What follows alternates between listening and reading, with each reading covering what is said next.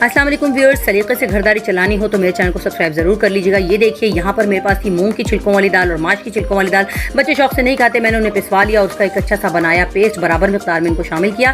कोई भी दाल बची हो तो उसका ये पेस्ट बनाइए। साथ ही इसमें प्याज, लहसुन, अदरक और थोड़ा सा नमक, मिर्च, ज़ीरा, गर्म मसाला शामिल किया। इसमें मैंने अपनी मर्ज़ी के मसाले इसमें आप शामिल कर सकते हैं और मज़ेदार सा फ्लेवर की बना ली मैंने फुल किया।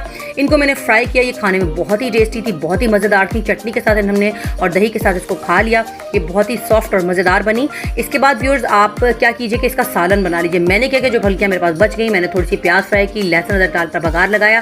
फिर उसके बाद मैंने उसमें शामिल किया नमक, मिर्च, गरम मसाला, हल्दी, ज़ीरा और ये सारी चीज़ें मैंने शामिल करने के बाद पानी, दही डाल के भूना और फिर पानी डालकर इसके अंदर फुल्कियाँ डाल दी और गलने के लिए रख दिया। जब अच्छे से सॉफ्ट हो गई तो देखिए आपके सामने कितना मज़ेदार सालन बनके तैयार हो चुका है। मूंगफलियों की असल वीडियो तो मैं आपको बाद में शेयर करूँगी, जो कि बहुत ही शानदार दालों से बनने वाली मूंगफलियाँ होती हैं, लेकिन ये उसका आप समझ लीजिए कि एक तरह का डिफरेंट वर्जन तैयार हुआ है। तो मेरे साथ रहिए।